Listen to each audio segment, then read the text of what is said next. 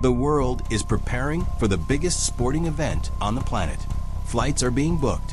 Hotels are filling up. Fans are saving for a once-in-a-lifetime experience. The FIFA World Cup is more than a tournament. It's a global pilgrimage. But while millions of fans are preparing to watch history, others are preparing something else entirely. A trap. Not in the stadium, not on the pitch, but in the shadows of the digital world. Because before a single ball is kicked, the crime has already begun. Across multiple countries, fraud networks are quietly building systems designed to exploit the surge in demand. Fake ticket platforms are appearing online, perfect replicas of official sites, listings that look legitimate, prices that feel urgent, interfaces designed to rush decisions. And it's working, because the psychology is simple. Scarcity creates pressure. Pressure kills caution. Fans don't want to miss out, so they act fast. And that's when the trap closes. Authorities, including the Canadian Anti-Fraud Centre, have already identified a rise in scams directly linked to the World Cup. Fake match tickets, fraudulent travel packages, non-existent accommodations. But what makes this different from ordinary scams is the scale. This isn't random. It's coordinated. Scammers are targeting fans months in advance, studying booking patterns, mimicking official communication, and exploiting the emotional urgency tied to the tournament. Because they understand something powerful. The World Cup isn't just an event. It's emotional currency. People are willing to spend more, trust faster, question less. And that creates the perfect environment for deception. Some scams are subtle, slightly discounted tickets that feel like a lucky find. Others are bold, exclusive VIP packages that promise access no one else can get. But they all lead to the same outcome. Payment is made, confirmation is sent, and then silence. No real ticket, no real booking, no real support. Just a digital illusion that disappears when it matters most. And the most dangerous part? Everything looks real. The emails, the websites, the receipts. Because in this version of crime, the weapon isn't force, it's trust.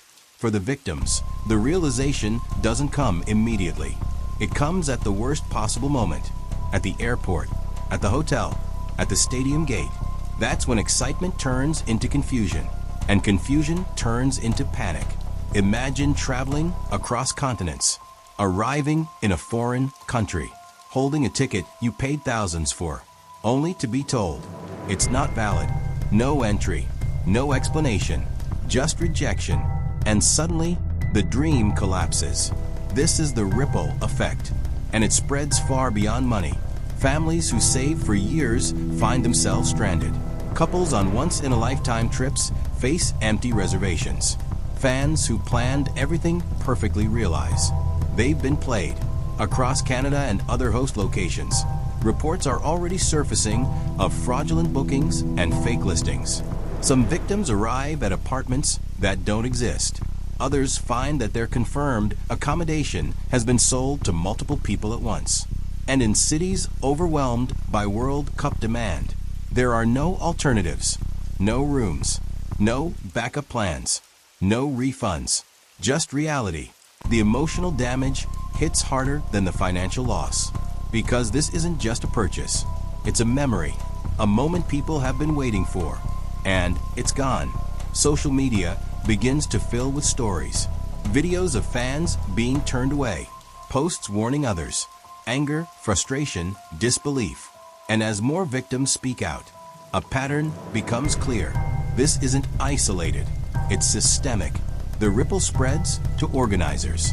Stadium staff must deal with angry crowds. Security faces tension at entry points. Officials scramble to manage chaos they didn't create. And trust begins to fracture. Because if fans can't trust the process, the entire experience becomes unstable. Authorities are no longer treating this as simple fraud. They're treating it as organized crime. The Canadian Anti-Fraud Centre and international agencies have begun tracking patterns. And what they're finding is disturbing. These scams are not random. They are engineered. Fake websites are built to mirror official World Cup platforms. Same logos, same layouts, same user experience. Domains are designed to look legitimate, often differing by a single letter. Payment systems are routed through untraceable channels. And once the transaction is complete, the trail disappears. Investigators are mapping digital footprints, IP addresses, transaction paths, communication logs, and slowly a network begins to emerge.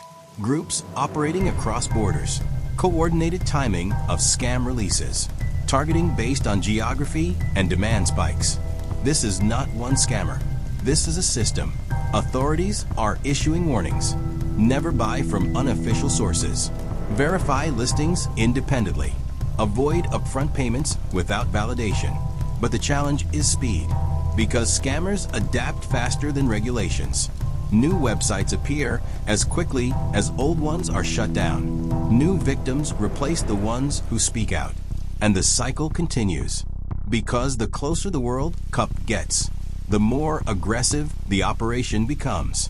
For victims, the moment of consequence is brutal. There's no warning, no second chance, just impact. Money is gone, sometimes hundreds, sometimes thousands, and there is no recovery. Banks can't trace the funds. Platforms deny responsibility. Scammers vanish. But the deeper loss is the experience, the match they'll never see, the memory they'll never have. For some, it's devastating, because this wasn't just entertainment. It was a dream, and in a single moment, it's taken away. Authorities continue to push awareness, but for many victims, the warning comes too late. The World Cup will still happen. Goals will be scored. Champions will rise. History will be made. But behind the celebration, there's a hidden reality, a growing threat that feeds on trust. Authorities are clear. Only buy from verified sources. Question urgency. Verify everything. Because in this new landscape, excitement can be exploited and trust can be weaponized. So as the world prepares for the biggest stage in football, one question remains. Are you part of the game or part of the scam?